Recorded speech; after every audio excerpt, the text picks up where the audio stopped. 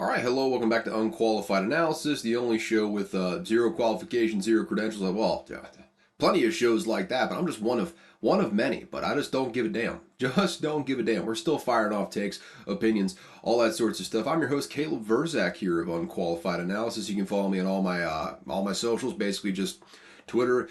I'm waiting to see on Threads. That's one thing to happen this week that we won't really get to. Mark Zuckerberg just decided, you know what, Elon? I want to make a competitor. I want to make a competitor because you fired all of your engineers. I'm just going to pick those guys up. We're going to make our own platform. That's basically Twitter, but you're not going to be able to prove it in court because the evidence is going to be, the burden of proof is just going to be entirely too high for you to prove that we stole your content there. So we're just going to make it an entirely new Twitter and do it there. So maybe I'll be on Threads. Right now it's a pile of hot dog shit, so I don't feel like really going over there right now, but stay tuned. Maybe I'll have a Threads account here in the nearish future, but just on Twitter at Caleb Verzak. Link will be in the description, so you have to spell my Eastern Bloc name. I understand. It's hard. It's scary. It's when you hear it, when you see it, it's hard to pronounce. But you know what? It's all phonetic. It doesn't really matter. What am I talking about? I don't know. I'm a little behind schedule today, but we got another division preview for you. We got the NFC East today. Not really a whole lot of headlines. Just, basically, I don't even remember what happened this past week. I've been head down, working, staring at fruits and vegetables, trying to glean wisdom from what they can give me. Sometimes they talk to me, sometimes they don't. Sometimes it just depends on the day. Depends on what's going on. Depends on what kind of mood I'm in, what kind of vibe is around the produce department. I've been producing all week, though. All last week. I'm losing my mind staring at fruits and vegetables all day is what I'm trying to say, so haven't really gotten any news for the most part. Also, it is the dog days of summer. Not really a whole lot going on right now. So now is the opportune time to do the division previews. That's why I strategically started doing the division previews now, because everything is boring. Everything is boring. I mean, outside of baseball draft, which, again, kind of, who cares? Don't really know any of the names outside of that. I think a couple Mississippi State players / signees were drafted, though, so that's pretty cool. That's a good time. Feels good to have a baseball team that gets a lot of players drafted. Maybe not showing up so much on the wins on the days that we're playing, but good for the reputation to have players drafted. Also, this happened over the last week. Really, I think this just happened yesterday, the day before. I think Seydou Traore is how you pronounce his name. Not entirely sure. It's a different looking name, that's for sure. But number one tight end available in the transfer portal. 4-star tight end in the portal, which is actually means a lot more than a 4-star in the actual high school recruiting ranks. Committed to Mississippi State. He'll be a plug-and-play. Top tight end left in the portal. That's a big pickup for Kevin Barbe, man. That's a huge one right there. But outside of that, not really a whole lot going on this week. I'm very excited about my Mississippi State Bulldogs this upcoming fall, but we are several weeks, over a month and a half away from that even being on the radar right now. So let's talk about some division previews, shall we? We have got the NFC East today. So without further ado, further bloviating at the top of the show, just get into it. I had to take one last good gulp of coffee before I got into this thing, but hey, we are here. It is an off day for once on a Monday. It feels like old times, like, driving around, being a renegade, working on my own schedule, working Wednesday through Sunday is when I was doing whenever I was doing the delivery drive and the thing. Not anymore. We are solely on a boss's dime right now. So, I mean, whenever the off days come, I'm appreciative when they get here. But we are off on a Monday once again. So we're recording at the early hour of, just before 11 a.m. It is what it is there. But it feels like old times again, folks. We are back right in it. So let's just get into the NFC East preview, because I said I was going to stop bloviating and talking in circles, but then I just did it right there for another minute and a half. So let's just get into it while the time is still young at this point. We are starting off just going like we did with the AFCs, just going down the division standings from last year. First off, we have got the Eagles coming off of a Super Bowl berth last year. Jalen Hurts gets signed to a giant extension down there. Lose both their coordinators. Did trade for DeAndre Swift on draft night, which accounts for losing Miles Sanders in free agency. But lost both coordinators, though. If you ask the Eagles fans, only one of those was a major loss, that being Shane Steichen going to the Colts. he's the guy that's been calling the plays and really presided over the development of Jalen Hurts turning into what he has been over the last several years. Not really several years, but like, the incremental improvements that he's seen under Nick Sirianni. A lot of that was with Shane Steichen calling the plays. So that's going to be a big question mark for him this year with Nick Sirianni taking over coordinating the offense for right now. On the defensive side of the ball, though, they land Sean Desai. He was the, I think, associate head coach with the Seattle Seahawks. I think he was basically like a defensive play caller, but, when you're under Pete Carroll, he kind of takes a lot of the defensive responsibilities for you. So he's taken over his own unit under an offensive head coach, basically saying, you guys stay over there. You guys have a good time. We're going to focus on the offense over this side. We trust you, Sean, to do a good job over there. That's a big get for him. He was a coveted guy that interviewed for a lot of head coaching jobs this past cycle. So to land him as a defensive coordinator, a lot like Ejiro Evero landing over with the Panthers, that's a big get for the Eagles here. Even if you are a fan of Jonathan Gannon, though, I mean, I feel like adding Sean Desai, you can argue that's an upgrade. I would say it's probably an upgrade. I feel like towards the end of the year, especially in the playoffs when he started facing really good quarterbacks, started to kind of get exposed. A few of the tendencies of the Philadelphia Eagles, maybe a few more points given up than they were during the regular season. But Sean Desai's taking over a pretty good unit here. I mean, a little bit more creativity, a little bit more juice in the tank, if you will. Maybe this defense can run it back to what they were. They lost a lot of players, though.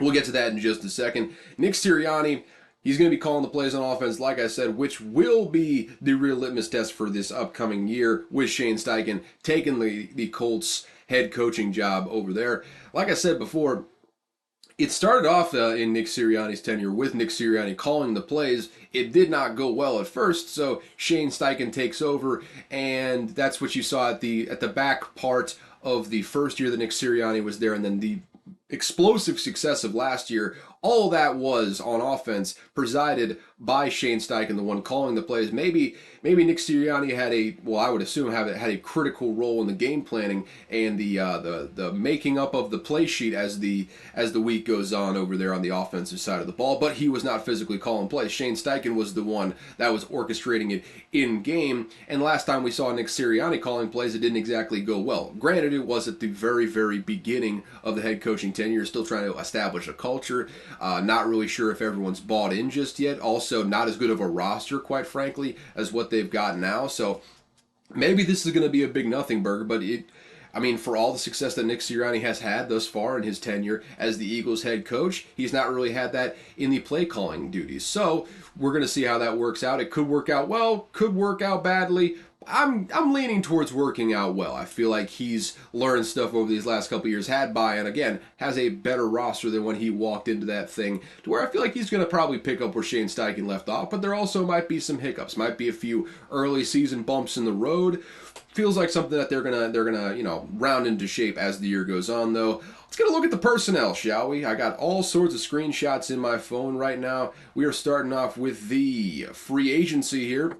Lost Javon Hargrave. That's a tough loss to San Francisco, and about $21 million a year, 4-year contract for him. Retained James Bradbury.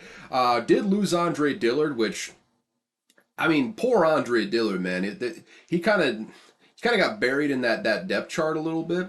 You got Lane Johnson, you got Jordan Mailata. It's hard to crack the starting lineup as a tackle when you got basically the best tackle duo in the entire league there. So it is a loss. It's not a giant loss, but that's a real legitimate starting tackle that you lost out of depth there. It just shows how crazy that Eagles offensive line was. Lose Miles Sanders. He goes to Carolina on a 4-year deal, which, that is a major loss. Don't get me wrong. I think Miles Sanders is a very underrated running back in the NFL. Always seems to be up there on the yards per carry. Kind of reminiscent of what Jamal Charles brought to the table as far as hyper efficiency, maybe flying under the radar in some people's perspective. I think he's going to do very well behind that very good offensive line in Carolina. We'll talk about them when we talk about the Southern divisions over the next couple weeks here. I'm just going clockwise around the compass there. We started off in the East. Let's bump that down a little bit. We're going to the South ones over the next 2 weeks here. But So we'll talk about Miles Sanders when we get there, but losing Miles Sanders is kind of a big deal. They replaced him with Rashad Penny. Who's to say how long he'll be in there, but when he was in the lineup, we talked about this in the free agency special here, he was absolutely spectacular, man. And they signed him on a 1 year deal at basic, I mean, not exactly a league minimum, but only like $1 million or $2 million. Might even be around that league minimum if I had to guess, but that's because he was not really able to stay on the field over the last couple of years. When he's on the field, I mean, over 6 yards a carry, absolutely demolishing people at the point of attack. Good speed, good power, all that stuff. If he can stay healthy, which in a rotational backfield like the Philadelphia Eagles have, I think there's a good chance that he can. Also bringing in DeAndre Swift. I mean, I think they still got Boston Scott in there. Yeah, they re-signed him on a 1 year deal. Kenneth Gainwell is still in town, from what I understand. I mean, they got a legitimate 4 deep backfield, and they've had that sort of set up for quite a while now. Basically, since Nick Sirianni got there, that's kind of the bread and butter of their offense. They have a fantastic offensive line, and they just have a stable of running backs behind it. They still kind of got that here. Maybe a bit of a downgrade from Miles Sanders to DeAndre Swift, but Rashad Penny is it's a low risk, high upside deal, man. They signed him on a 1 year deal. He might only be there for 1 year, but if he comes in and he balls out, he could very easily take that number one running back spot from DeAndre Swift right out from under him if he comes out and plays up to his potential.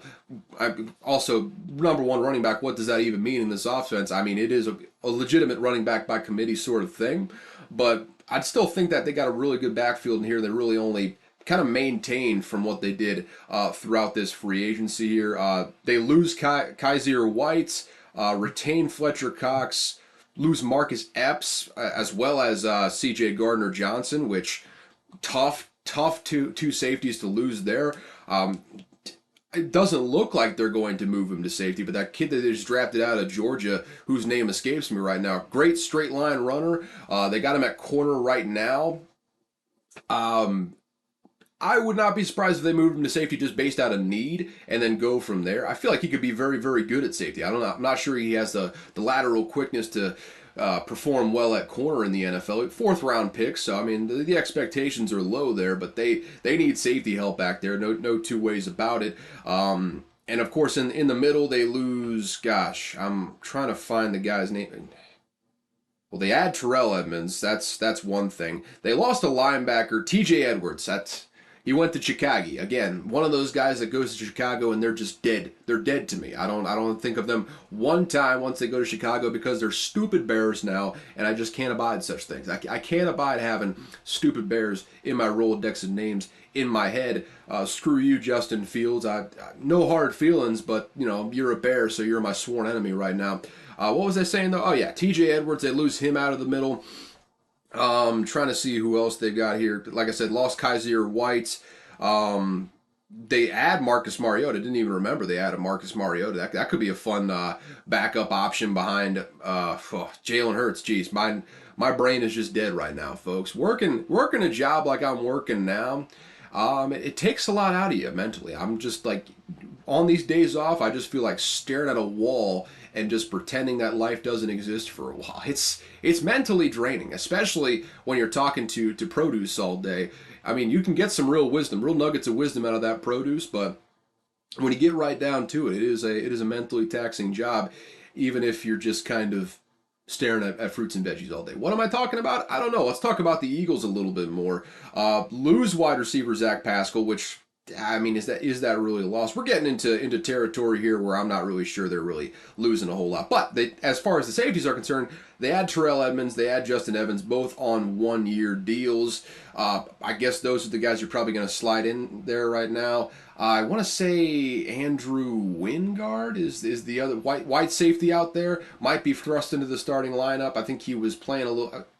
Andrew Wingard might also be playing for the Jaguars. Those white safeties, they just kind of blur together in my mind. So I apologize. I'm a racist. I'll you know what.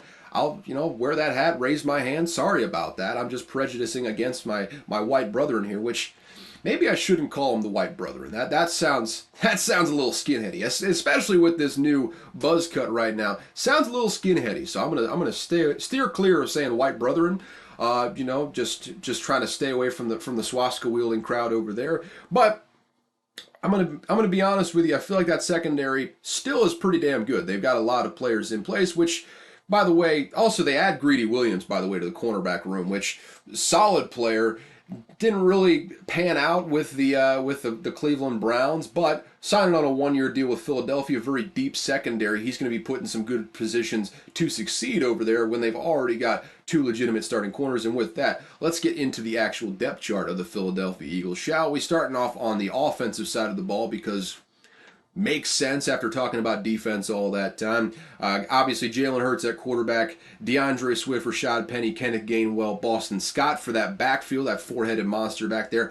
All legitimately solid guys who, again, with the offensive line that's in front of them. And oh, by the way, I forgot to mention in that free agency thing, I'm all over the place right now. My brain just dead, just fizzling out in my head right now. But Isaac Seumalo, that was the big loss in the center. They did retain Jason Kelce, which is a big thing. They lost Isaac Seumalo to the Pittsburgh Steelers. He was a real anchor in the middle of that line, kind of an unproven commodity coming into last year, but really played above his steez all year and it was his job was made easier by the players that were around him, but at the same time, that's a tough guy to lose. They always seem to replace them, the guys that are outgoing, with somebody that ends up playing well. I mean, the Eagles' offensive line has been good for a long time now, but losing him, you still got some things to prove.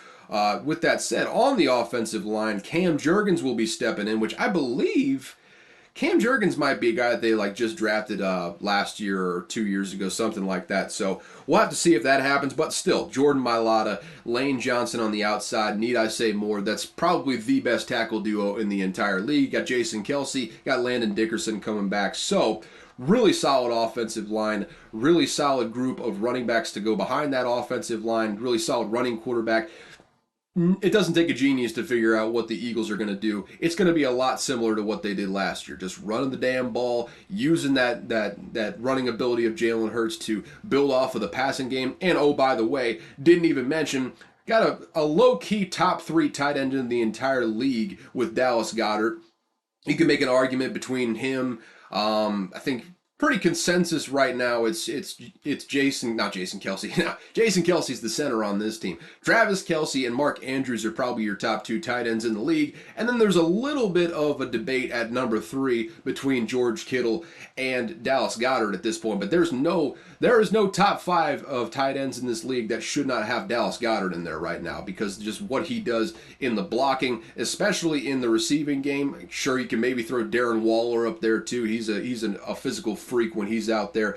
But there is no top 5 in which Dallas Goedert is not out there as a tight end. Sneaky underrated guy. He doesn't really get talked about enough. He's just not really a big personality in the media or anything like that, but he's a dynamic tight end out there. And they bring back their top 3 from last year in the receiving category. They got A.J. Brown, Devontae Smith, Quez Watkins. Still really solid offense when you put it all together. I don't see a whole lot of drop off as far as the personnel is concerned. Once again, it all comes down to what is Nick Sirianni going to do as the play caller over there more than anything else. I still really like the bones of this offense, but it's all going to come down to Nick Sirianni and what he does calling plays as to how well this offense plays throughout the entire year. I'll tell you what, man, coffee makes me burpy. I mean, even more so than that fizzy caffeinated drink that I like to, get a good sip of after my work days. It's coffee. I do love myself some coffee though, so I can't keep it up. By the way, come to think of it, I kind of want a little bit more. Don't even have to do the nice sip because it's been sitting there so long that it's lukewarm now. Hopefully I can finish it before it gets cold by the end of the podcast, because you know what, who likes just room temperature coffee? It's just not the greatest thing in the world.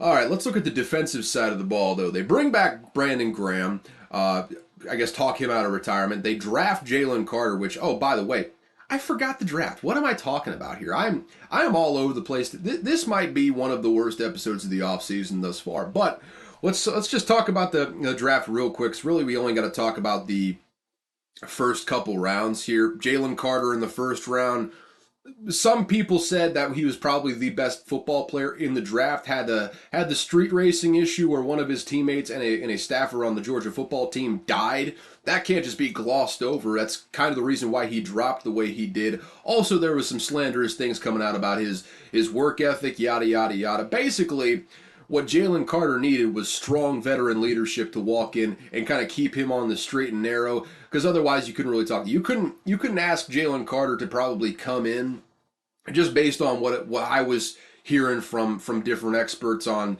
TV, podcast, all that sort of stuff. There were some legitimate, like, quote unquote character issues. Basically him just being like, hey, I'm so talented that if I don't have like veteran leadership around me, I'm not really going to take everything from this coach right now. But if you go to a strong veteran-led team like the Philadelphia Eagles, where you got a Fletcher Cox in there, you got that stable of defensive linemen in there, it feels like a situation where he can walk in and be like, okay, if he kind of gets out of line, gets a little bit mouthy, the veterans can put him back in place. And I feel like going to a spot like the Philadelphia Eagles, Jalen Carter, especially when you just lost Javon Hargrave, what's his name? Big guy from Georgia that they just drafted last year that was ahead of Jalen Carter in the depth chart the year before. Name escapes me. We're probably about to talk about him in just a second on the defensive side of the ball. Having guys like that in there, I feel like Jalen Carter is going to turn into a monster, and he's going to do it very quickly. That's like one of the better picks in the entire draft. Getting him all the way at number 9 to the Philadelphia Eagles last year. I think trading up, using that Saints pick to get up and get him, that's a fantastic pick for him. Also, at the end of the first round, with their actual first round pick at 31, they draft one of the fastest edge rushers in the entire draft. Also, a guy from Georgia, Nolan Smith. This is a theme that's we're going to be seeing over and over again, because that basically Howie Roseman just said, who are the best players in the Georgia defense over the last couple of years, really? I'm going to draft all of them, pretty much. Like, he drafted Jalen Carter and Nolan Smith in the first round. Big-time pass rush sort of prospect there. Kind of undersized, but fast as all hell. Ran a sub 4.4 at the combine, 230 pounds. You can put some muscle on him a little bit more. You can't teach that speed, though. He's probably going to be a rotational guy, but if there's one thing that the Eagles love, they love a good pass rusher. You could tell by the sack numbers last year. He should really help out for what they're asking him to do. They draft Tyler Steen in the third round.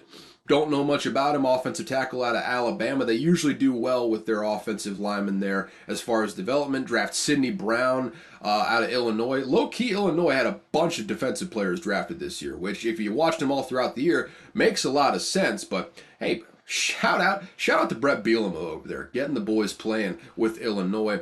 And then Keely Ringo, he was the one I was talking about earlier, where drafted him as a cornerback in the 4th round. I'm not sure that cornerback, I mean, it's a really deep cornerback room right now. I don't know if they necessarily need Keely Ringo to play cornerback. Safety might ultimately be where he ends up, and I'm gonna maintain that until I'm proven wrong on the football field that he's not a safety. I feel like he could play very, very well at safety. I don't know if that's necessarily monetarily where he would like to play. Again, said it before, I'll say it again. Safety is basically just the running back of the defense, but having a guy in there like Keely Ringo, a guy who's very fast, very good on a straight line, maybe not so much on the quickness side of things, I think that fits the bill of a safety much more than it does in a corner. That's just what I saw throughout the course of the end of last year when Georgia really started playing very good offenses. Ringo was getting burned on a play-by-play basis when he faced legitimate NFL talent at wide receivers, and it was the quickness. It was not the speed that was the problem. It was the quickness out of breaks, the quickness going up against receivers that were quicker than him. He's going to have trouble with that at the NFL level, and we'll see. We'll see what happens. He's a 4th-round pick, like I said, so again, not necessarily someone you're going to ask to come in, again, with the coffee burps, but he's not a guy you're exactly going to ask to come in and play number 1 corner for you as a 4th-round pick. So maybe he can develop a little bit more, use that size and physicality to his advantage, but I still see him as more of a safety. I could be wrong on that. Again, I will wait to be proven wrong throughout the course of the season before I go off that take. Let's get back to the depth chart, though, because I'm all over the place today. We have got on the defensive line, like I said, Brandon Graham, Jalen Carter, Fletcher Cox, Josh Sweat coming back. Like I said before, Nolan Smith is going to be a bit of a rotational guy out there. Right now they got him as strong side linebacker in a 4-3, which not sure if that's a real thing, but we'll see. They got Nicholas Morrow and Nakobe Dean stepping in at linebacker. Nakobe Dean is going to be a player to watch, man. He did not play hardly at all last year because they had TJ Edwards in there who played very, very well. But him stepping in, when he was in college, people forget that when he was in college 2 years ago on that national championship winning Georgia team, he was the best player on that defense. He was never wrong on a read. Maybe there was some speed issues, but the quick decision making, the ability to diagnose plays and just run exactly where the play is going, the decisiveness, the leadership that Nakobe Dean showed in college, I'm excited to see what he does at the next level. There were some health concerns that dropped him out of the first round last year and ultimately got buried on that depth chart, so we didn't hardly see him outside of special teams.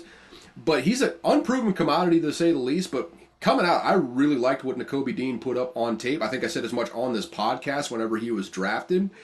I feel like he's going to step up this year and really make a big-time impact. Also, Jordan Davis was the one I was thinking about before on the defensive line. He's actually behind Jalen Carter on the depth chart, which we'll see how that works. I think it's probably better having a giant dude like that play in spurts, Jordan Davis. He's going to eventually step up and take Fletcher Cox's job whenever Fletcher Cox rides off into the sunset. But for now, playing more of a rotational role. That defensive line is nasty. That front seven, I think Hassan Reddick is still there at that strong side linebacker. He'll play some good pass rushing roles when you need him to.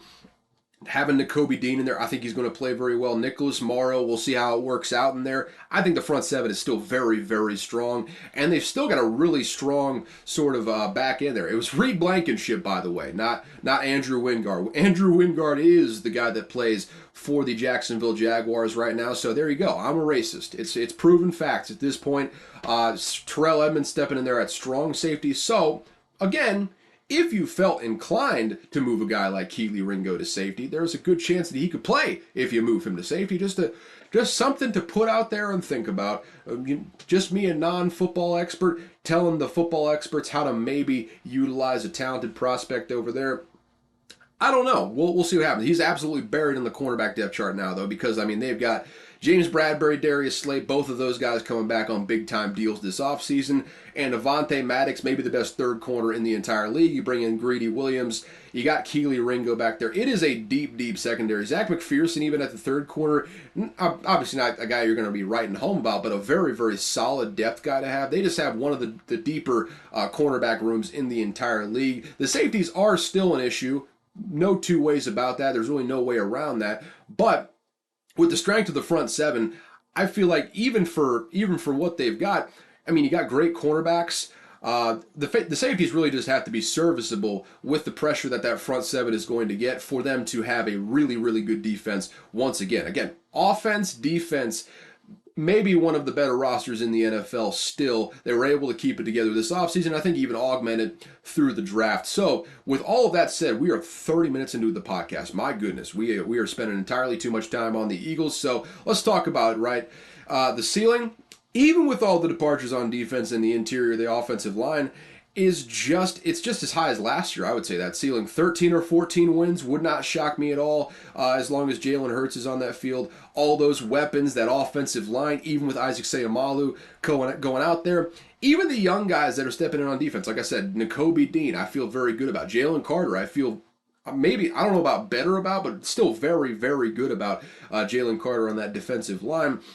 I just have a hard time seeing that ceiling being any lower than what it was last year. I think it's just as high, and they've gotten every opportunity to win this division again and make another Super Bowl run with the roster they've got together. The floor, still high in my opinion. They have a very good division around them and unproven guys stepping in on defense. Even with that said, though, I think the offense is good enough to get them to 10 wins. Even if the front seven ends up being a disaster, which it very well could be. There are some guys stepping in there that are unproven commodities, and we just talked about the defense on the back end. Losing both their starting safeties in free agency, no guarantee that they'll be any good. And with a question at safety, there is every opportunity for opposing tight ends to have some success back there. Maybe pop some deep throws that would not necessarily get past a C.J. Gardner-Johnson if he was back there, or a Marcus Epps for that matter. So there is parts of this team that are unproven, could end up being worse than I expect. 10 wins though, even so, good enough for them to get a playoff spot. I would say that's probably their floor. My prediction is 12. I think 12-5 is probably what it looks like. I do think the divisional opponents will give them trouble, specifically the Cowboys, who we're about to talk about. I feel like they're probably going to get at least one on them. I feel like the Giants are probably going to get at least one on them. Hell, even the Commanders, I feel like, are a solid group this year. Underrated offensive skill group there. So I think they could very easily get one on them. And 12 wins just feels like, I mean, these teams get paid too. Just for as good as the Eagles are as a roster right now, the other teams get paid as well. So I do feel like there is room for them to lose, but I do think they will be right there at the end making a playoff run when it's all said and done. So Eagles still very good this year. Let's talk about the Cowboys, shall we? Moving down the division standings. They traded for Brandon Cooks this offseason, which I'm not as high on as others seem to be. I mean, I guess he was buried on that awful, awful QB situation with the Texans last year, a team that was actively trying to lose, quite frankly. And they did so by not picking up any quarterback, just having old extendo neck Davis Mills back there tossing passes. He had a pretty good rookie year, a pretty terrible second year in the league. So obviously you draft C.J. Stroud in there. It doesn't really matter for Brandon Cooks, but they get Brandon Cooks out of there. He's with Dak Prescott now. That's an upgrade and a half, if you ask me. I mean, a really, really good quarterback in there. And he's going to be stepping in as the number 2 receiver right away, I would imagine, opposite of CeeDee Lamb over there. But also parted ways with offensive coordinator Kellen Moore, who's now the offensive coordinator with the Chargers, was unemployed for all of 5 minutes before he got a new job out there. So, Man, the quotes coming out of the Cowboys after they parted ways with Kellen Moore should worry you if you are a Cowboys fan. I mean, Mike McCarthy basically said, yeah, Kellen was trying to put up points instead of, just trying to win games. What the fuck does that even mean? I feel like you win games by putting up points. I don't know what the hell that means. I guess they're going to be doing a little bit more ground and pound, which, I mean, they don't have Zeke Elliott in there right now. I would not be surprised at all if they just re-signed Zeke Elliott off the street at some point here, and then eventually give him more carries than they give Tony Pollard because they got some weird man crush on Ezekiel Elliott over there. But that is all to say, I'm worried about Mike McCarthy taking over as the offensive play caller. Good luck. Lord willing, his scheme will have evolved since his days with the Packers, but I don't know. It could be terrible. It could be abjectly horrible for all I know. I know the last year he was with Aaron Rodgers in that offense, it did not look good in Green Bay, and that was with one of the greatest quarterbacks of all time who went on to win 2 more MVPs after Mike McCarthy got out of town. So, I don't know. I'm going to take the optimistic side of things and assume that he has, upgraded some schematics since he was with the Packers. I don't know. I truly don't know. I could see this going absolutely horribly as the offensive play caller. And if it does go horribly, I mean, Mike McCarthy is looking right at the axe man, right at the chopping block. The guillotine's going to come down on him. We'll see, though. I say that, but Jerry Jones has been known in the past, if he has a good relationship with a head coach, to just hold on for entirely too long. I mean, look at the Jason Garrett saga. And I'm not even talking about him staying there for probably longer than he should have. I'm talking about at the very end, where basically Jerry Jones tried to fire Jason Garrett. Jason Garrett broke down in tears and said, "Please, God, don't fire me. I want to stay in this job. Please don't fire me." And then Jerry Jones listened for a couple days. He kept Jason Garrett in there after calling a meeting to try and fire Jason Garrett. Ended up firing Jason Garrett anyways. That kind of shows you what kind of emotional attachment he can have to his head coaches, which has bit him in the ass multiple times. It's a big reason why they haven't won they won playoff games, but they haven't won a championship since the 90s at this point. So who's to say maybe Mike McCarthy has weaseled his way in there and built a very good rapport with Jerry Jones that'll keep him from being fired. I would not be so sure right now.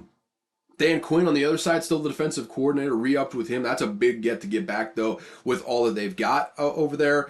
For now, the defense is loaded, and so that should be a strength once again. Also, wouldn't be surprised if Quinn takes the reins of head coach, though, if the Mike McCarthy call and plays thing does not work out. Like, I've got a sneaking suspicion it might not.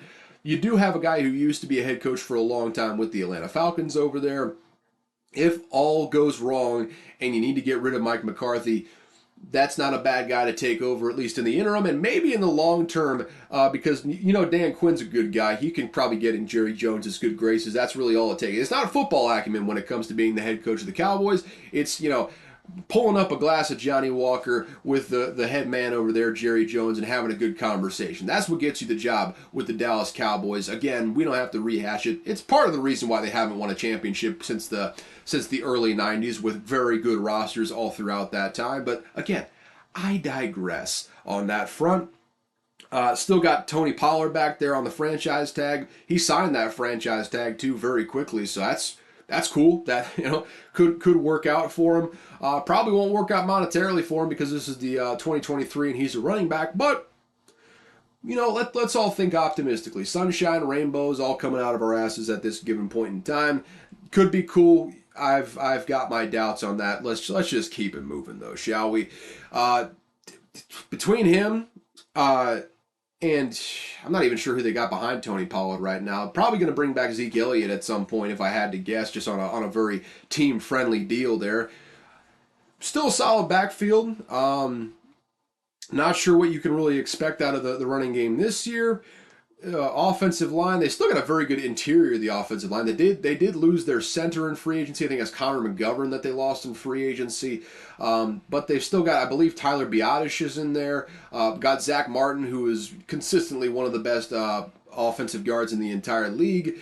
Tyron Smith. We'll get to the roster itself in just a second. It's not a bad offense, though. I think it's still a pretty solid offense. I'm not as high on it as some people might be, but I think it's still a pretty solid offense over there. With that said, though, they also got Dak Prescott, so margin between this team and the Eagles feels thin once again. I think it'll probably be those two at the top duking it out when it's all said and done. It's still very solid. These Eastern divisions this year are very, very good. Really, some of the best teams in the entire league are in the Eastern division, both the AFC and the NFC. But with that said, let's take a look at the personnel moves over this past offseason. Like I just talked about, they lost Connor McGovern in free agency to the Buffalo Bills. Big pickup by the Buffalo Bills. Big loss by the Dallas Cowboys. They retained Donovan Wilson on a 3-year deal, big-time safety back there, holding down things on the defensive side of the ball. Retained Leighton Vander Esch, which I cannot understate enough. One of the more important signings they had this entire offseason was retaining Leighton Vander Esch, because we'll talk about it in just a second. Not a whole lot of linebacker depth outside of Leighton Vander Esch. Lose tight end Dalton Schultz, which one of the reasons why I'm a little bit skeptical about what's happening on that offensive side of the ball. Dalton Schultz was a guy that he's been there for quite some time, been a safety blanket for Dak Prescott for quite some time, and I'm not sure the guys behind him can provide better production from that position. Color me skeptical is what I'm saying right now. They retained Cooper Rush, who not a flashy name, not a sexy name, but I've maintained for a while now, if you got Dak Prescott there, who has shown that there are times where he can what's the words?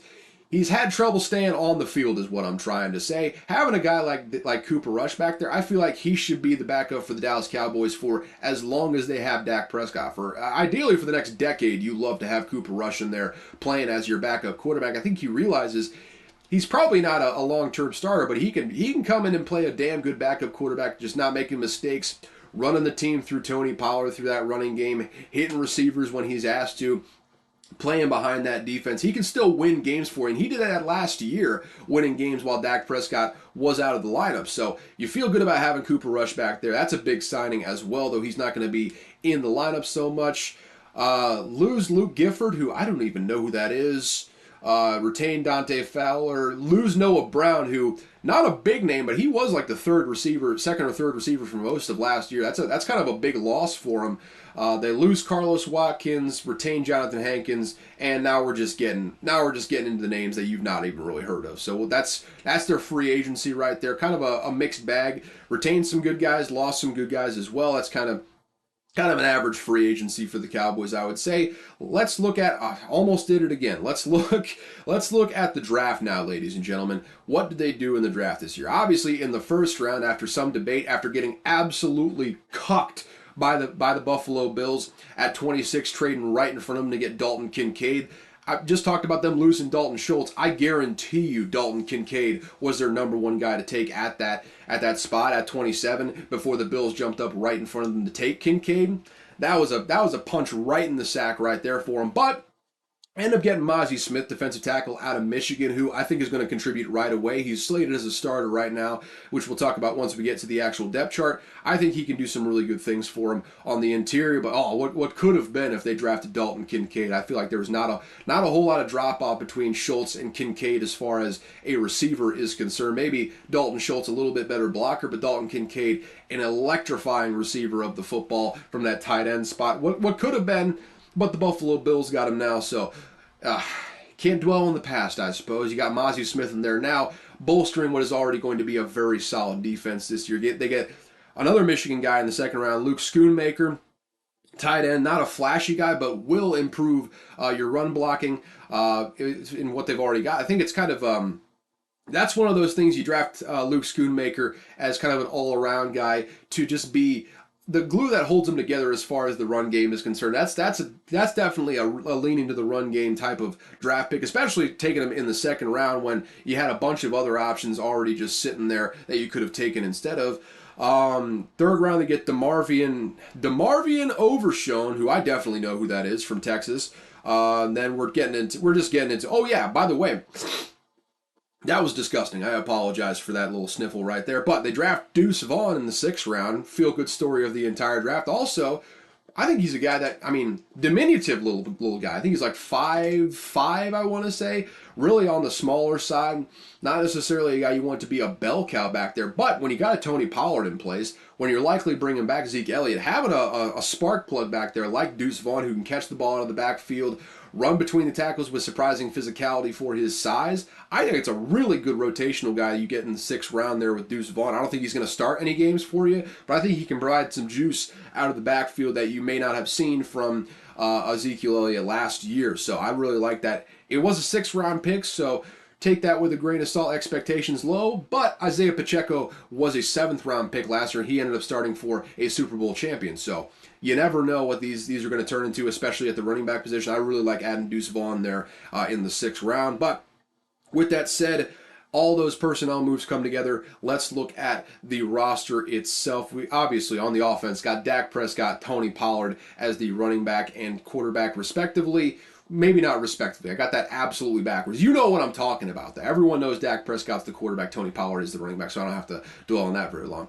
Surprisingly enough, Malik Davis is the second running back right now, with Ronald Jones at 3rd, and then Deuce Vaughn being that 4th guy.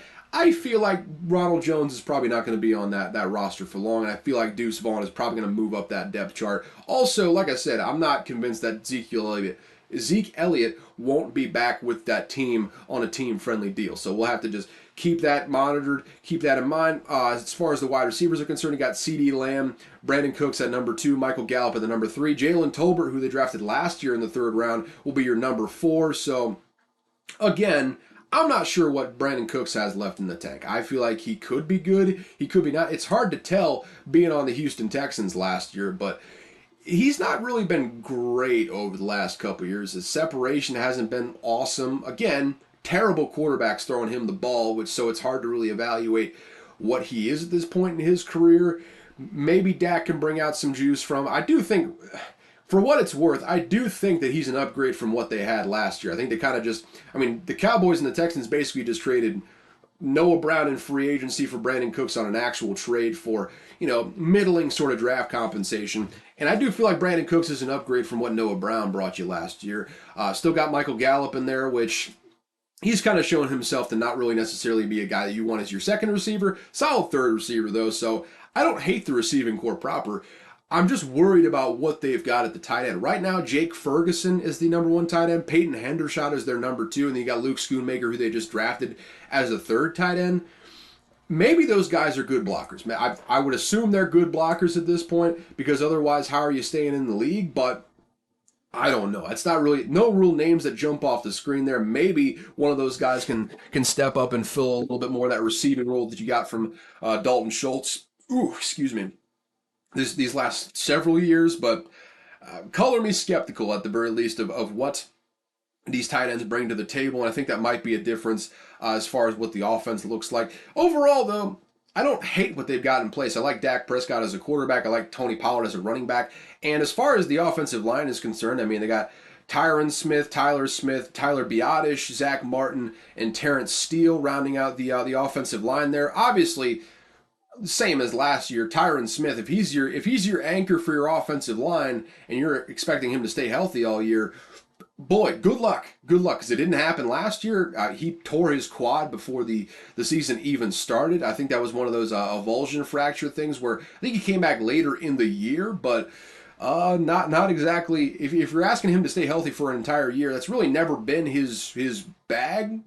Certainly not at this advanced age what you can expect from Tyron Smith. Hopefully, old Matt Waletzko, who I've definitely heard of, backup left tackle right now, can come in and play some good minutes for him. If we're being honest, though, Tyler Smith on that same side of the offensive line, probably going to move over to left tackle if indeed Tyron Smith does go out, and then you're just, plug in Chuma Edoga, who's at the very least got some veteran presence in there at left guard.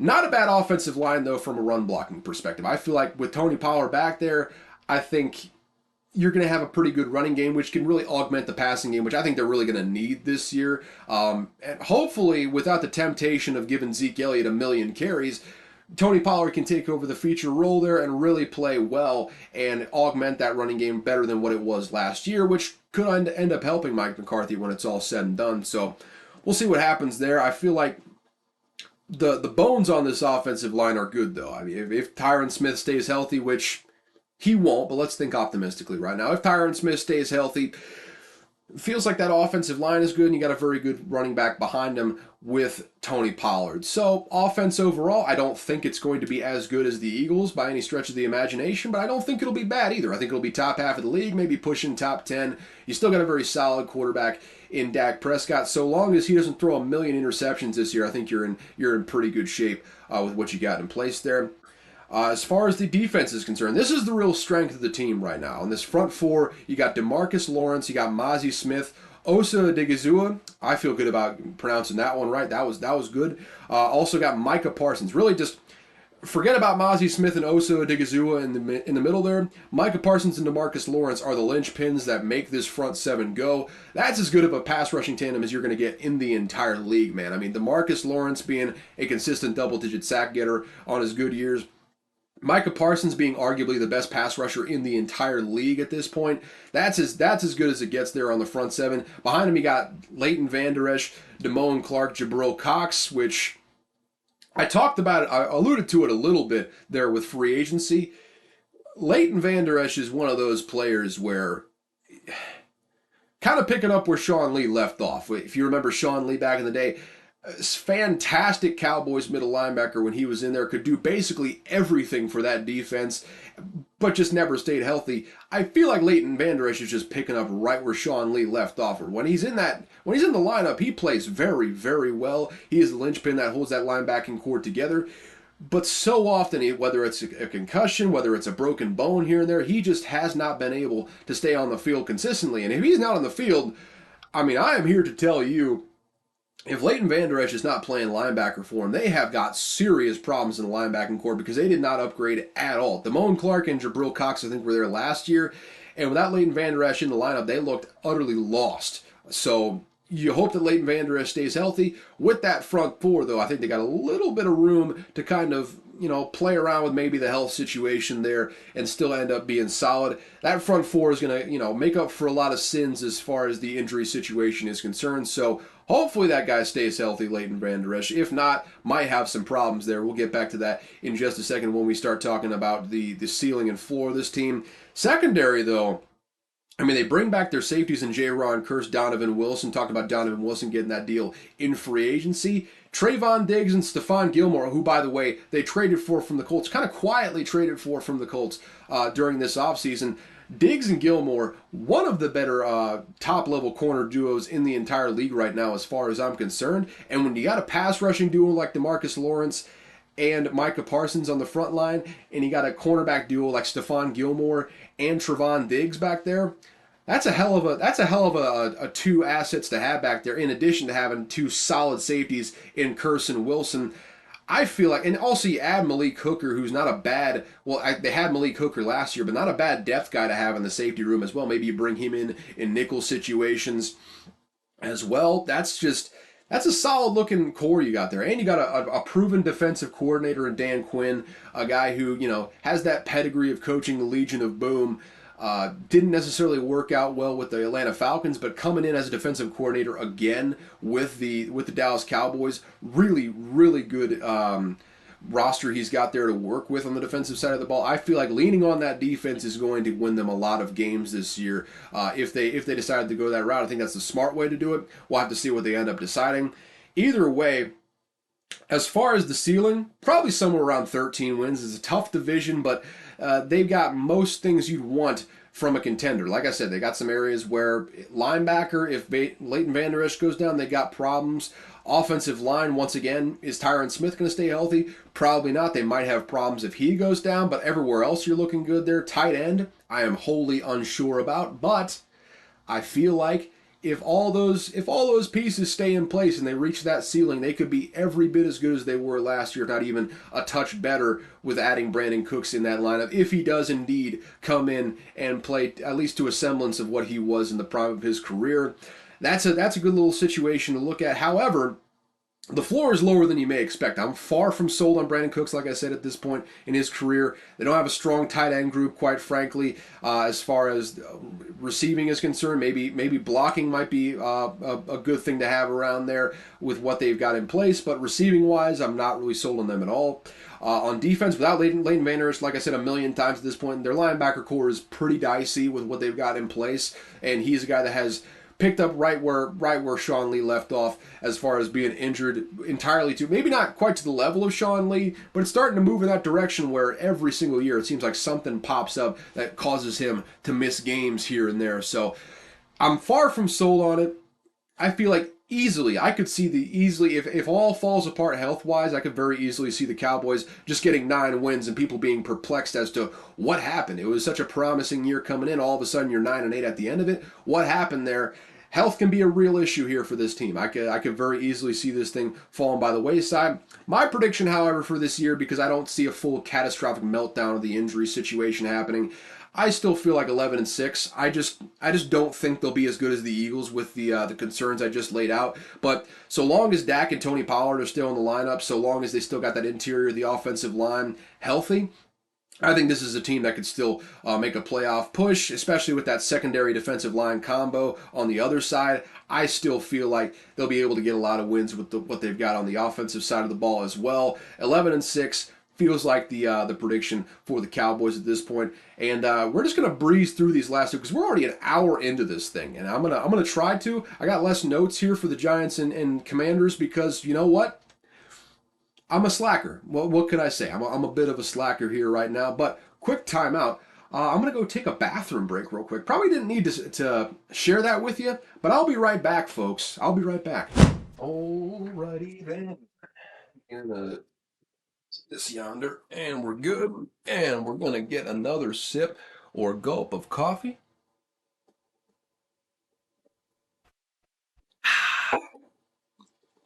And we are right back in this thing with the Giants. All right, so pretty good offseason for the Giants. They retained both their coordinators. They've still got Mike McCarthey in place. Still got Wink Martindale, defensive coordinator. He's probably a guy at this point in his career, you'd love to see him get a head coaching job, but I'm not sure he's going to end up getting it because it just kind of passed him by early on in his career. So he's probably a career defensive coordinator, which sucks for Wink Martindale. Fantastic for Brian Daboll because it means he's probably going to have that guy in place for quite a while, which as an offensive head coach, not a luxury you generally get having a defensive coordinator in there for a long time. But they retain both their offensive and defensive coordinators. And not to mention, they traded for Darren Waller from the Las Vegas Raiders, almost said Los Angeles Raiders. That's like decades wrong. That's certainly not what happened there. That's certainly not where they were for the last several years. But I digress. They get Darren Waller from the Raiders. They retain both their coordinators, signed Daniel Jones to a big contract, but Saquon Barkley's contract situation is still percolating. Saquon seems more than willing to make things uncomfortable for the team as well, too. He's talking about Sorry, let me get closer to you to talk about the feelings and goodness of life here. But feels like a situation where, with the rhetoric that he's putting out there, he would be more than willing to hold out if that does come to that situation. It doesn't feel like there's a whole lot of momentum on the Saquon Barkley contract negotiations. Granted, deadlines spur decisions here, so maybe over the course of the next week, the two sides can get together. Maybe they hammer out some sort of shorter term extension, some sort of stopgap to make sure that Saquon Barkley is in the building and ready to go for training camp. But I say a week because I think it's a week from today as I'm recording this. The deadline for franchise players to get a long-term deal done. You got to get it done, I believe, again, a week from today. So July 17th, I believe it is. Got to get a deal done by. I don't remember the exact time of day, but over the course of the next week, it's either get a long-term deal done or only option is to sign the franchise tender. So we're getting right up to it here, and if they don't sign him to a long-term deal, I would not be shocked at all if Saquon Barkley just because the rhetoric he's putting out there is, hey, taking a stand for all the running backs out there. Just I don't want to play on the franchise tender. Running backs need to be paid too. All that sort of stuff. I kind of put words in his mouth with that, but I think basically he said he's taking a stand for all the running backs out there. So I could very easily see him pulling a Le'Veon Bell, just saying, all right, you don't need me. You want to franchise tag me? I'm going to take a year off. How about that? And I'm here to tell you right now, if he takes a year off, the Giants have a problem because that offense, it's still deficient at wide receiver. You bring in Darren Waller, which will help, but they need a dynamic run game in order to open things up for the rest of the offense there in the receiving type of situations. Obviously, you do still have a Brian Daboll back there who's been very good at drawing up offenses to maximize what he's got there as far as the skill sets of his team, but if they don't have Saquon Barkley in there, they got problems. They got real problems. And with that, let's just get to the personnel moves, shall we? Let's just. I am trying to shortchange these guys a little bit because we're already an hour into this thing, and boy, it's going to take a while to get done with this if I just end up bloviating on and on and on about each of these teams. But let's look at what they got, and we're going to start off with the draft this time, like it was designed in my pictures, screenshots here. In the first round, they get Deonte Banks out of Maryland, cornerback, speedy guy. I think another like 4'3", 4'2"-ish sort of guy out of Maryland to bolster the secondary, which they sorely needed. Didn't have great cornerbacks back there last year, and Deonte Banks will help that. They draft center John Michael Schmitz, which I think I want to say Joel Bitonio was in place there last year, kind of an aging guy. I'm not sure if he's still on the roster or not. We'll talk about that in just a second, though. They draft Jalen Hyatt, who's a guy they needed as far as wide receiver is concerned. Third-round pick, but I think he's going to play some very pivotal snaps for them. Look for him to be a big-time deep threat in this wide receiver core to go along with Darius Slayton out there. Draft Eric Gray, running back in the 5th round. He might be playing some big-time snaps this year if Saquon Barkley is not out there. And it's a bunch of guys you never heard of after that, so no real reason to continue on that path. As far as the free agency is concerned, the big signing this year was Bobby Okereke, linebacker for the Indianapolis Colts. Kind of the odd man out there with Darius. Is it Darius? It's Shaq Leonard. Now, formerly Darius Leonard, now Shaq Leonard he wants to be called by. Getting back into the lineup. He had all those health issues last year. So he gets back into the lineup, and they already had Zaire Franklin in place. So Bobby Okereke, one of those guys where if he wanted to get paid like his market value suggested he should get paid, had to go elsewhere. Giants pony up for him. They bolster their linebacking core in a big way. He's going to be a very good player for them this year. Also, they did lose guard Nick Gates to the Washington Commanders. Signed Raheem Nunez-Roches to a deal to bolster up that interior a little bit. Lose safety Julian Love, which is a big loss for him, especially with how he played there last year. Kind of a surprise guy with what he was able to do back there. Really helped bolster that secondary. Like I said, not a strong cornerback group that they had last year. Losing Julian Love is going to hurt. Retain Darius Slayton on a 2-year deal. Add A'Shawn Robinson at defensive end. Add Paris Campbell. Again, Indianapolis Colts. They love their former Indianapolis Colts up there in geez, I almost said Washington. In New York. My brain is dead today. I'm just dying slowly. But I digress. Lose John Feliciano. That's the guy I was thinking of. Thought Joel Bitonio, different team in there altogether. But they lose center John Feliciano, so that's why they draft the guy John Michael Schmitz. That's why they draft him to play center there. Probably going to start him this upcoming season. Retain Jihad Ward. Interesting name choice there from the parents, but can't fault them for just doing what sounded natural, I suppose. Was not meant to be a slight. It kind of sounded like a slight there. I'm just filling words right now. So Jihad Ward is back there. They bring him back for another year. Matt Breida, they bring him back for another year. Bobby McCain, cornerback, they bring in from Washington. Jamison Crowder, they bring in, nice deep threat. Also, they lose Richie James, which is a underrated loss. He goes to the Kansas City Chiefs. Probably going to be playing a lot of the role that you saw Kadarius Toney play back there. So they just basically got another Kadarius Toney on their team. That's a guy that played a lot of snaps for the New York Giants last year. They probably could have needed him to come back. As far as bolstering that receiving corps is concerned, they lose him to the Kansas City Chiefs. And with all of that, this is what your depth chart is for the New York Giants. On offense, obviously Daniel Jones back there. Need I say more about that? As far as the running back is concerned, right now, Saquon Barkley is slated to start, but that is assuming that he signs the franchise tender, which, for my money, is not a guarantee whatsoever. He could very easily skip this year. If he does, Matt Breida will be your starter. Eric Gray will be your second string running back right now. As far as the wide receivers are concerned, Isaiah Hodgins is your number one, which, again, I talked about this throughout the course of last season. I liked what Isaiah Hodgins did back there. I feel like he really stepped in and showed him something as far as moving sticks, being a very good route runner, having very reliable hands out there. A really good third receiver, a guy that you can just count on to come in and move the sticks when you want to. I do not want Isaiah Hodgins as my number one receiver, though. If Isaiah Hodgins is your number one receiver, you have got depth issues at the wide receiver right now.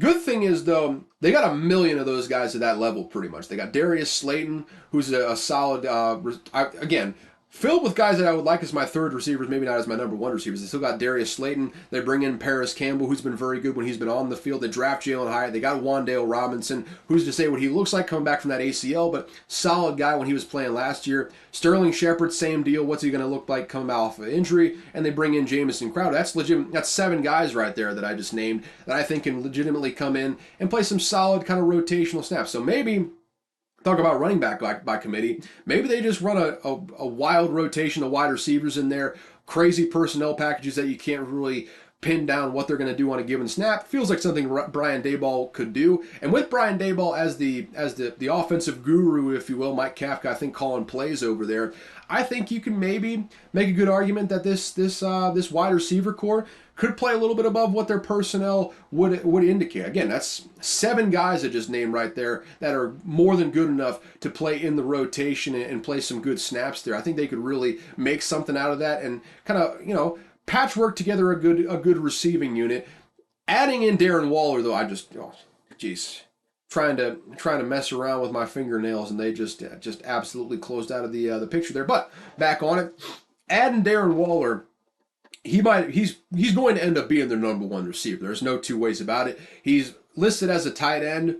You're not going to ask him to do a whole lot of blocking. He's probably going to be lined up out wide or in the slot more than he's actually in line. That's why you pick up Darren Waller. He's going to be the number one receiving threat. He's going to be the engine that makes this car go, I would say, in the receiving game. He's a big-time pickup, especially with who Daniel Jones is as a quarterback. Having a guy like Darren Waller there for some easy completions, maybe turning some easy completions into big gains, I mean, that's hard to underestimate the value that Darren Waller brings to the table with that in mind. Has some health concerns in the past here, but when he is on the field, he is nothing short of spectacular. He's got speed, he's got strength, he's got very good route running ability. He is a physical freak at that tight end position.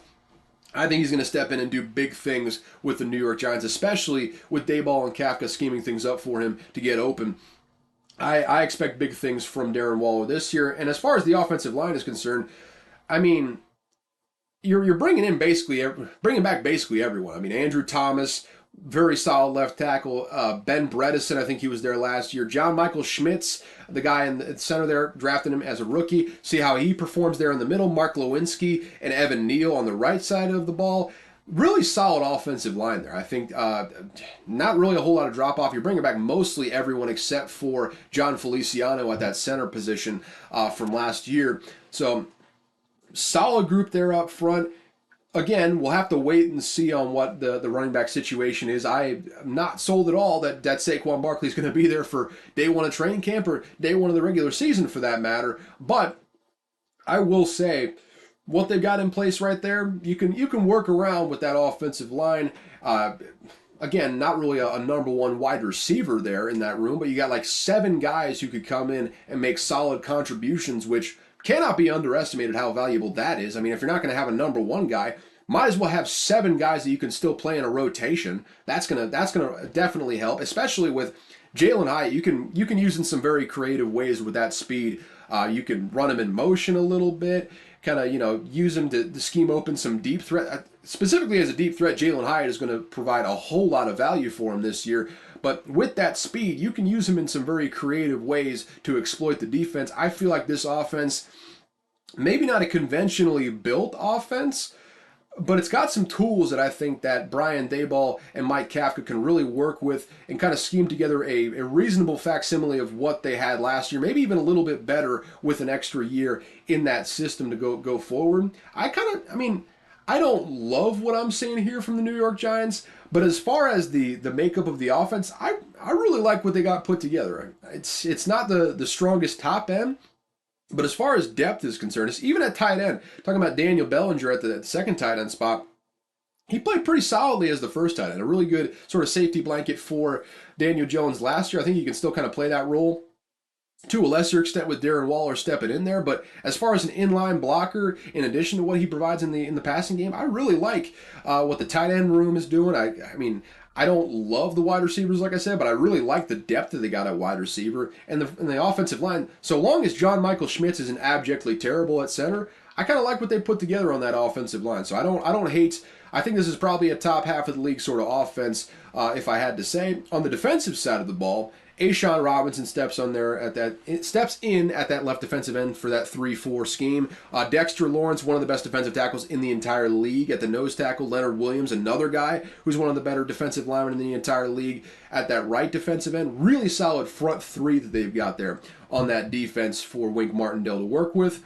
Kayvon Thibodeau, a guy that I didn't even mention throughout the course of this, he's primed for a very good second year. He was explosive in his first year, showed you all the reasons why they drafted him at number 3, number 4 overall, whatever they drafted him in the previous draft in 2022. He should be primed for a big year. Bring in Bobby Okereke.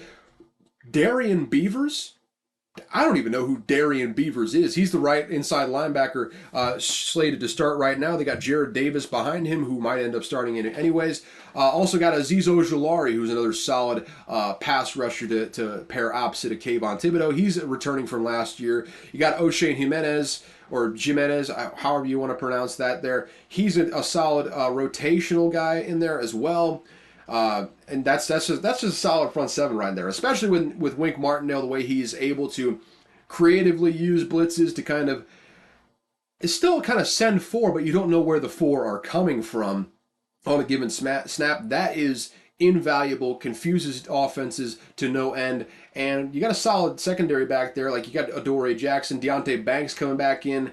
You got some real questions at safety though. Jason Pinnock, who I have admittedly never heard of in my entire life, and Xavier McKinney back there, a free safety, I believe, returning from last year. It's not the greatest secondary in the world, but when you got a solid front 7 like that, could end up being very good. Also, cannot discount the impact of having Wink Martindale in there as the defensive coordinator. I think there could still be a very, very good defense. I think Wink Martindale in there is a big-time guy to have, because I think he's, just by virtue of having him, he's a defensive mind that you can just say, okay, we have this sum of total parts. He's going to make it even better than what it looks like on paper. He's going to cause confusion on the offensive side of the ball on the other side.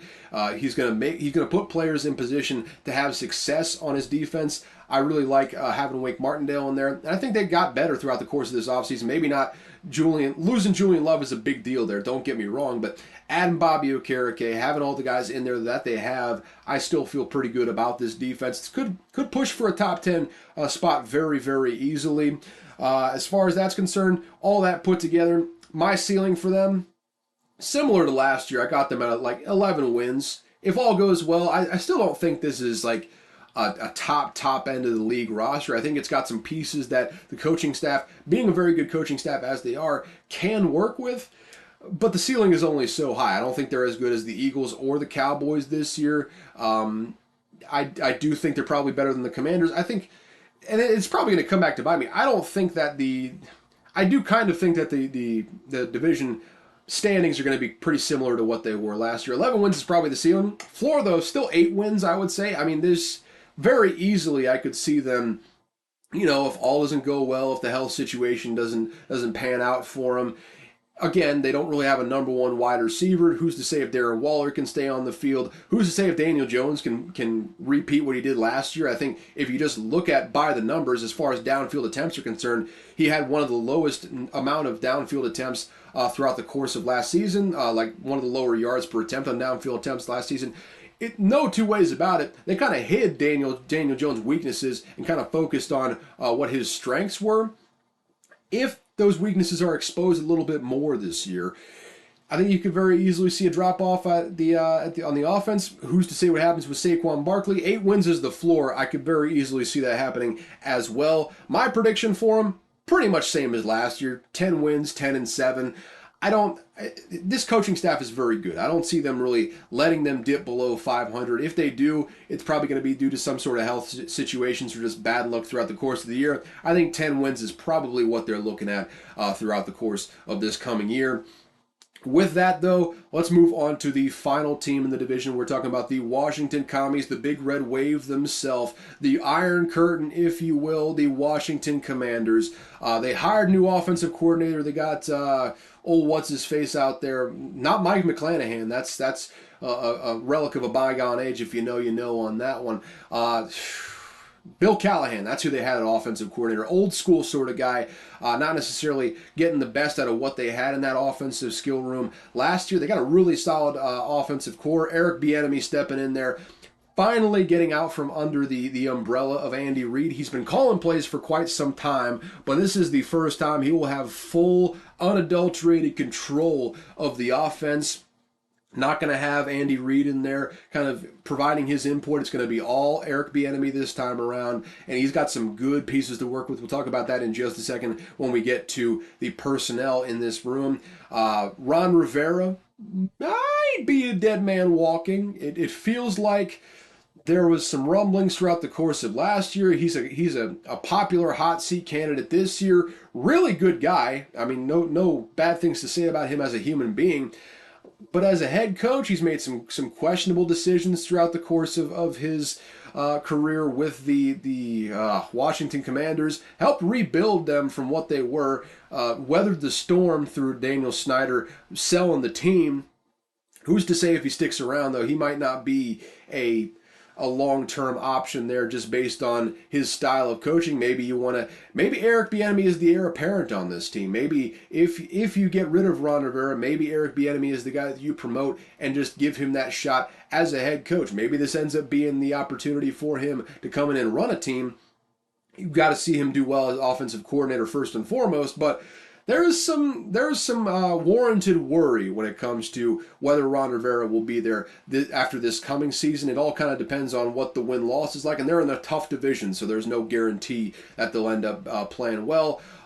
You got unproven starting quarterback in there as well as with Sam Howell, so we'll talk about that in just a second as well. Jack Del Rio, old dust up at the Capitol guy, incredible. I mean, he just, with your back up against the wall, we may not agree politically, but by God, when you are with your back up against the wall, putting your foot down your throat the way he did in preseason last year, talking about the Capitol riots in the Capitol, not the greatest time to do it, not the greatest place to do it, But when you come out there and you just absolutely ball out down the stretch of the season, I cannot do anything but respect you, man. You may not, we not, well, easy for me to say, we may not agree politically, but my goodness, when you come out there and you ball out like you did, you've earned your job, sir. I mean, maybe don't make a habit of stepping on toes like that again, but you have earned your job there as a defensive coordinator, and he has still got a really solid unit at his disposal this year as well. I think the big question right now is going to be Chase Young. What does he look like after that ACL rehab? Took way longer than expected. We won't know until we're out there. There's a reason they declined his fifth-year option. It's by and large due to health concerns. You don't know what he's going to look like. If he comes out and balls out this year, no harm, no foul. You either franchise him or you get a long-term deal done. It is what it is there, but I would not be so sure that he's going to step in and be the player that he looked like before that ACL injury happened. I'm interested to see what it looks like, though, because if he comes back, if Chase Young comes back and he looks like he did in that rookie year, this could be one of the better defenses in the entire league. This NFC East, as far as defenses are concerned, absolutely loaded, if I had to say.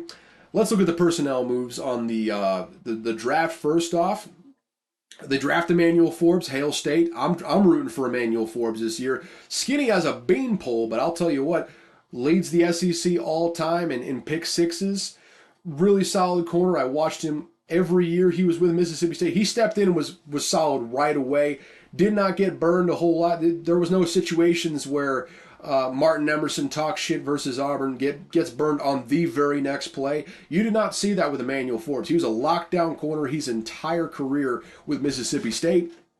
And that was in one of the best divisions in all of college football. You can go back and look. I mean, just go look this year. If you look at the top 25 strength of schedules, every single team in the SEC West is in that top 25. Every single one of them is represented. That's just how good that division is on all sides of the ball, specifically on offense, though. He was going up against some very good receivers on a week-in, week-out basis, and he locked them down. I really like Emmanuel Forbes. The size is worrisome at the next level, but I think from a skill set standpoint, from a pure physicality standpoint, as far as like how willing to get his face into a meat grinder, love Emmanuel Forbes. I think he's going to be very good. Excuse me. I think he's going to be very good for this defense. Second round, they get Jartavius Martin, another safety out of Illinois. Both safeties drafted in the second and third round. Really solid defense they had over there at Illinois last year. Once again, no longer Woo Pig Sooie, but the most Arkansas-looking Arkansas coach of all time, Brett Bielema, now with the Illinois Illini, Fighting Illini. Terrible mascot name, by the way, but getting the boys playing over there with Illinois. Draft Ricky Stromberg out of Arkansas, whom I've definitely heard of as the center. Outside of that, we got a bunch of guys you ain't never heard of well, actually, they draft Chris Rodriguez in the sixth round out of Kentucky. He might end up playing some snaps. Always gotta add in the running back there for the caveat, because you've seen so many late round guys just step in and play big time snaps at running back position. It just feels like a position where you can draft a later round guy and that could very easily be starting by the end of the year. Chris Rodriguez coming out of Kentucky. A lot of reps at Kentucky, a lot of miles on his legs, but solid running back there as well. I could very easily see him coming in and providing some juice as like a third string guy if Saquon Barkley indeed does not show up for whatever length of time in this season. But there you got it as the draft is concerned. We're an hour and 20 minutes into this thing. I'm getting a little fatigued with the whole process here, but let's look at the free agency here. They bring in Andrew Wiley from the Kansas City Chiefs. Big pickup there at the tackle. I don't know if he's going to be playing right tackle or left tackle. They signed him to a 3-year deal, though. Lose Cole Holcomb to the Pittsburgh Steelers. Bring in Nick Gates on the offensive line. They'll really hit the offensive line hard because they kind of had to. They lose Wes Schweitzer. Reading is hard sometimes. Lose Wes Schweitzer. Bring in Nick Gates. No harm, no foul there, I suppose. Lose Taylor Heineke. Hate to see the Heineken go into another place, but he's, off to greener pastures. Jacoby Brissett, that is a very interesting one that we'll talk about when it comes to the offensive depth chart, but don't be surprised if he comes in and starts some games for him this year. Would not be shocked at all. Retain cornerback Danny Johnson, whom I've definitely heard of.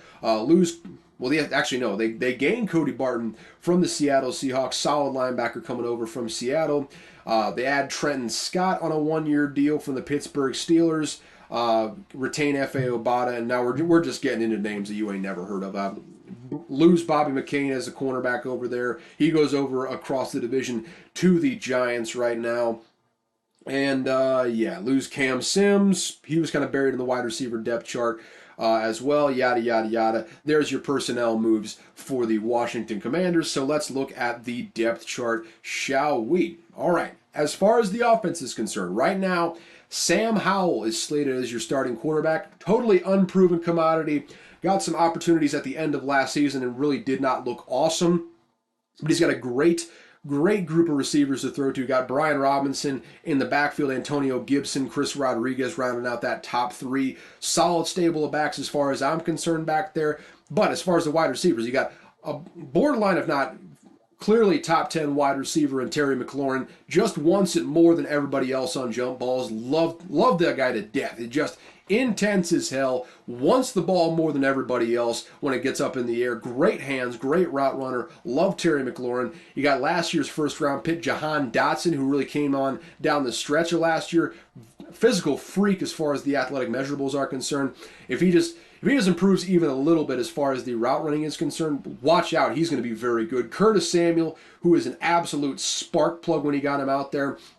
Solid top three. One of the better top three wide receiver groups in the entire. I think literally Terry McLaurin, Jahan Dotson, Curtis Samuel might be better than every single wide receiver that the Giants have on their roster right now. The big question, though, as we're circling back around, also Logan Thomas. Can't discount Logan Thomas. Very solid tight end.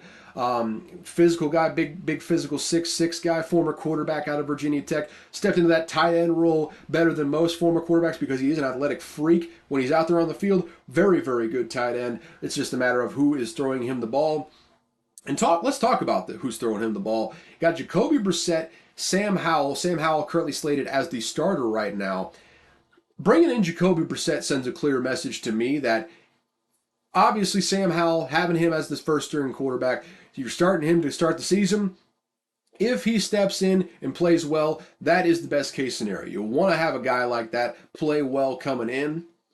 But if Sam Howell does not live up to expectations there, if he is similar to what we saw at the end of the season, not necessarily what we saw at North Carolina when he was a borderline first-round pick there for his first couple years at North Carolina, if he does not play well, you bring in Jacoby Brissett, and I'll tell you, man, he played very well in his snaps with the Cleveland Browns last year. He could step in very easily and run this offense smoothly if need be. That is the fail-safe of all fail-safes. If Sam Howell does not play well, I don't think they'll have a problem at all just benching Sam Howell, putting Jacoby Brissett out there and being like, okay, we tried our best with Sam Howell, didn't end up panning out. We'll go forward with Jacoby Brissett and still have a solid stopgap before we inevitably draft someone in the 2024 NFL draft to be the quarterback for the coming year.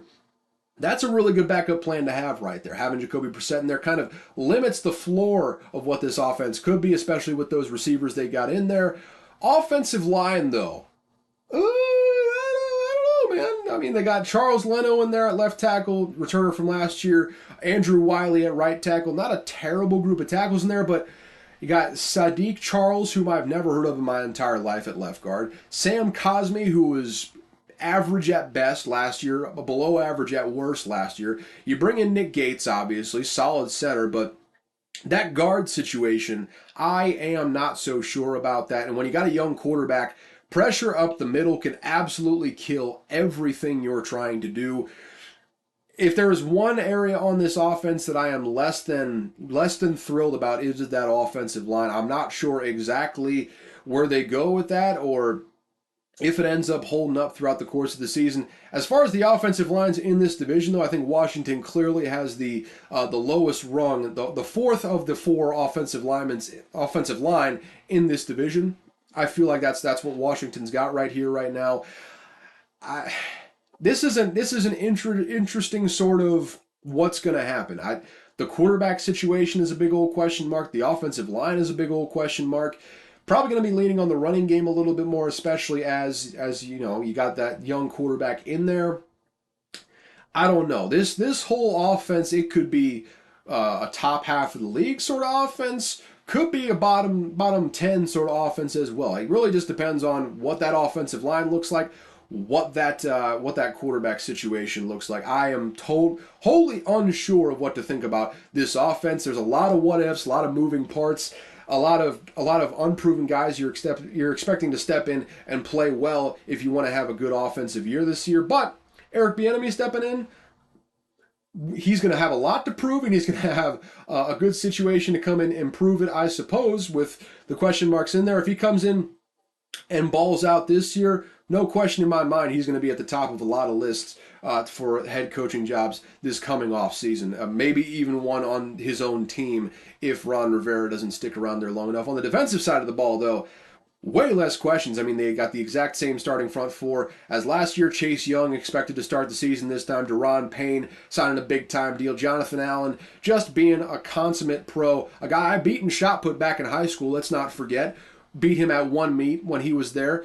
I mean, sure, he went to Alabama after that. Football was his main bag, but I beat him in shot put. Damn it, I'm gonna hold that for the rest of my life. An all-pro defensive tackle I beat in shot put one time. Me being a skinny son of a bitch there, especially back in high school. But very solid defensive tackle in there as well. A guy that can kind of anchor your defensive line. Great leader, great player as well, Jonathan Allen in there. And having him and Deron Payne next to each other, you could do a whole lot worse as far as the depth chart on the defensive line. And, of course, Mississippi State, my boy, Montez Sweat. We went to school at the same time. He's an absolute physical freak.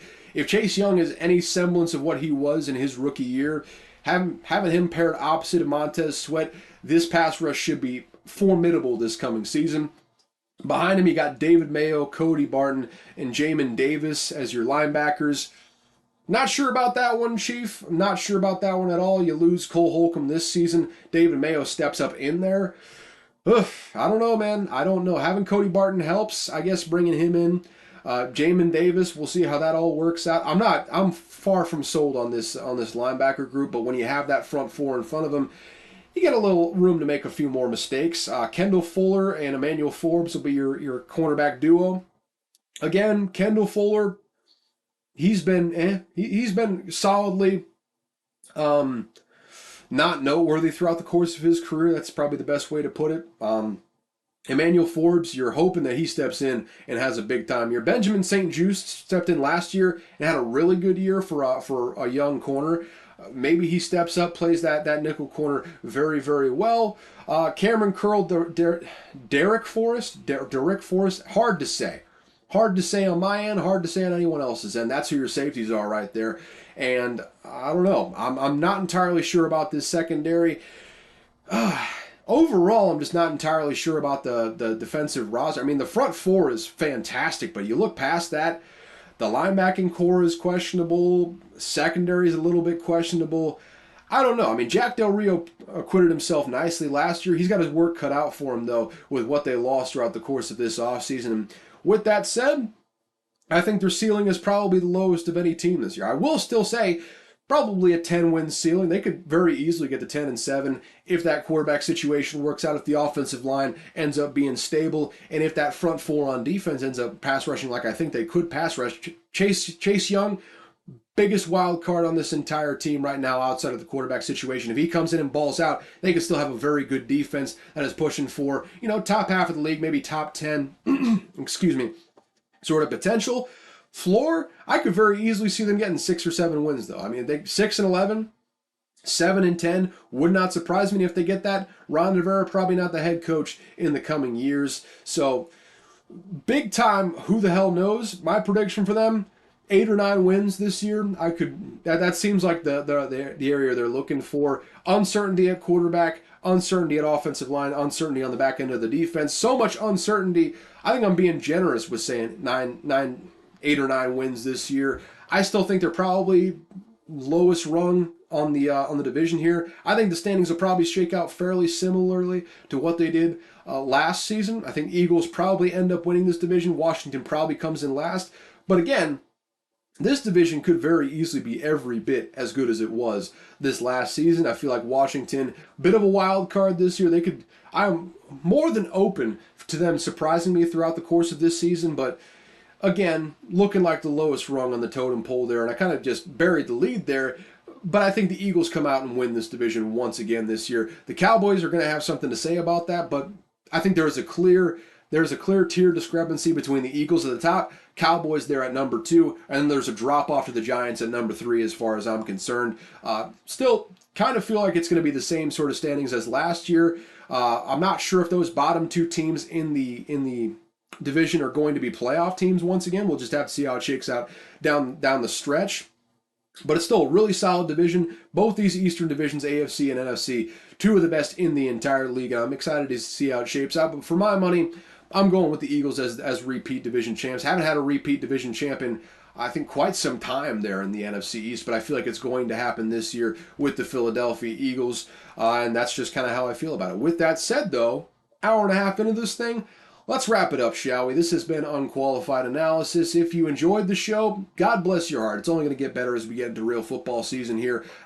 My brain is just scrambled eggs today, so I apologize for what I just put out there. Talked in circles for I feel like about an hour of that hour and a half sort of gig there, but you know that's just what you're going to get sometimes. If you enjoyed though, subscribe, leave a like, share the show, subscribe on YouTube, Spotify, Apple, all the good stuff, Amazon as well. I mean, all those places you can go get this podcast. Go ahead and subscribe, share it with a friend. I would love you. I'll love you for the end of time if you enjoy it and you subscribe and you do all that sorts of stuff. If you didn't, just keep it moving. You don't have to like it. I just trying to grow this thing a little bit. So sue me. Outside of that, though, if you want to contact the show, probably just shoot me an email at Caleb Verzak. Also, follow me on Twitter at Caleb Verzak. That's probably the best way to get in touch with me, best way to support me. Outside of subscribing to the channel, subscribe to my Twitter. Not subscribe, I'm not doing Twitter Blue. Just follow me on Twitter. It's free. I swear it's going to be free till the end of time there on Twitter.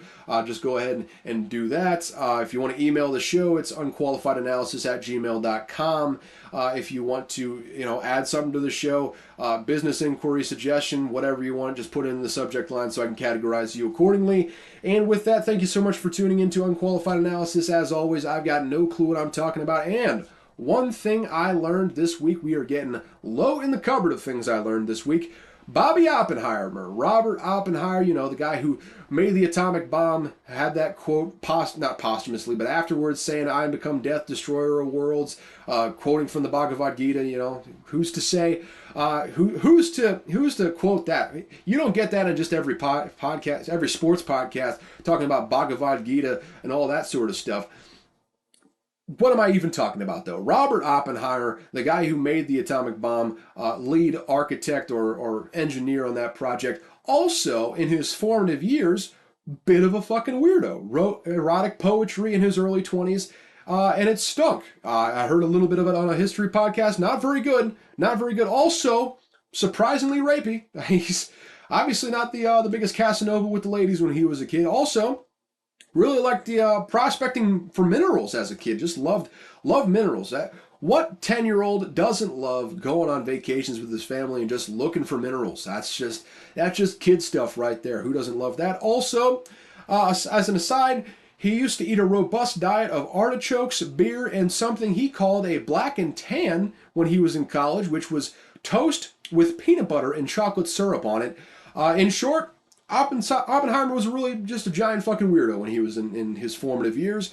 Kind of stayed that way for his entire life, but you kind of get that with geniuses, don't you? There you go. There's your Robert Oppenheimer facts for the week. Hope y'all have a good one. I'm gonna go vegetate and stare at a wall for a while.